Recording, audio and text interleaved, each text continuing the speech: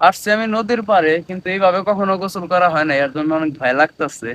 আসসালামু আলাইকুম এভরিওয়ান, সবার কি অবস্থা, কেমন আছেন? আশা করি সবাই অনেক অনেক ভালো আছেন। আলহামদুলিল্লাহ আমি অনেক ভালো আছি।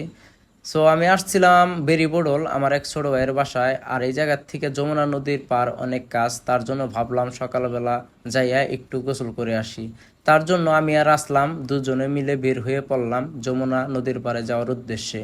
কিন্তু যাওয়ার সময় দেখতে পারলাম রাস্তা এত পরিমাণ খারাপ যেটা বলার মতন, আপনারা দেখতেই পারতেছেন। সম্পূর্ণ রাস্তায় কিন্তু এইরকম অনেক কষ্ট করে যাইতেছি। তার জন্য ভাবলাম সকাল সকাল ঘুম থেকে উঠছি, একটু চা খেয়ে নিই। চাটা খাওয়া শেষ করে তারপরে মোটামুটি আমরা কিন্তু নদীর পাড়ে চলে আসছি। আর এই জায়গায় কিন্তু হাট হয়, ছোট একটা বাজার। আর এই জায়গায় আমি অনেক আগেও একবার আসছিলাম, জায়গাটা অনেক সুন্দর, খুবই ভালো লাগে। এই জায়গায় যদি বিকেলবেলা এসে বসে থাকা যায় তাহলে আরও অনেক ভালো লাগবে। আর এখন কিন্তু খুব একটা বেশি টাইম হয় নাই, এখন কিন্তু সকাল 7টা থেকে 7:30 বাজে। আমি যেহেতু এই জায়গা থেকে ডাইরেক্ট অফিসে চলে যাব, তার জন্য ভাবলাম যে গোসল করে যাই। আরেকটা জিনিস ভাবলাম যে যমুনা নদী যেহেতু কাছে, অনেকদিন ধরে যমুনা নদীতে গোসল দেওয়া হয় না, তাহলে যমুনা নদীতে গিয়ে তারপর গোসল করে ওই জায়গার থেকে আসি, তাহলে সকালবেলা অনেক ভালো লাগে। তার আগে কাপড় চোপড় গুলা চেঞ্জ করে নেই। আসছি আমি নদীর পাড়ে, কিন্তু এইভাবে কখনো গোসল করা হয় না, এর জন্য অনেক ভয় লাগতেছে। এখন আমি মগ আনার ট্রাই করবো, কোনো একটা বাসার থেকে একটা মগ আনবো, দেখি মগ আই না তারপরে তারপর গোসল আসলামকে বললাম যে কোনো একটা বাসার থেকে যাইয়া একটা মগ নিয়ে আসো আমার জন্য, আমি মগ দিয়ে গোসল করব।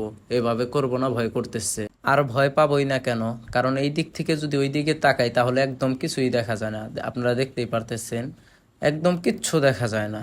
ছোট ভাইকে বলতেছি যে তুমি আগে নামো, তারপর আমি নামতেছি। অবশেষে এক ছোট ভাই আসলাম, আমার মগটাই না দিল, এখন আমি মগ দিয়ে গোসল করবো। আমি নদীতে নামার আগেই আসলাম নেমে গেছে। ভয় লাগতেছে, আসলে এভাবে গোসল করি নাই কখনো, তার জন্য। দেখতে পারতেছেন কি পরিমাণ, এই দিক থেকে ওই দিকে কিন্তু দেখা যাইতেছে না। আমি মগ দিয়ে গোসল করতে চাইছিলাম, কিন্তু মগের প্রয়োজন হয় নাই, কারণ আমার আগেই দেখি আসলাম নেমে পড়ছে নদীতে। পরে দেখি খুব একটা বেশি পানি না, তো তার জন্য আমিও নেমে পড়লাম। তারপরে এমনি মগ ছাড়াই গোসল করেছি। আর তার মধ্যে একটা নৌকা আসছে, নৌকাটা বন্ধ হয়ে গেছে, আমাকে বলতেছে যে একটু স্টার্ট দিয়ে দেন তো।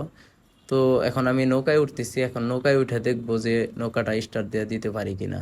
তো নৌকায় উঠে দেখলাম যে আমি স্টার্ট অনেকবার ট্রাই করছি, কিন্তু ব্যর্থ হলাম, পারলাম না স্টার্ট দিতে। এর জন্য নৌকায় থেকে আর কি করার নাইমা পড়লাম। তারপরে নৌকাওয়ালা আরেক ছোট ভাই ছিল ওই জায়গায়, তাকে ডাক দিল যে তুমি একটু এসে স্টার্ট দিয়ে দাও তো। আমি তো ভাবছি যে তো আমি দিতে পারলাম না, সেও দিতে পারবে না।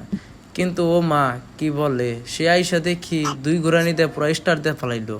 আমি তো প্রায় অবাক। তো পরে ভাবলাম যে যেই তো ওরা এই জায়গাতে থাকে, সবসময় নৌকা চালায়, যাতায়াত করে, তার জন্য হয়তো বা ওদের একটা আইডিয়া আছে, কিন্তু আমার তো আর আইডিয়া নাই। আর আমি তো এইভাবে ঘুরানি বেশি জানাবো, চাবি ছাইরা ঠিক দিয়ে আছে, দুই ঘুরানি তার জন্য হানাবো। হয়তো বা আমি পারি নাই। তার জন্য এই যে এখন আমি নাইমা পড়বো। আর ফার্স্টে এরা তো আমি এরা বুঝলামই অনেক না যে ঘন্টা এটা গরম করা চাবি কোন নাবো। পাশে, যে ওইটা দিলি তারপরে ঘুরে। তো এখন নাইমা পড়ার পরে এখন আমি।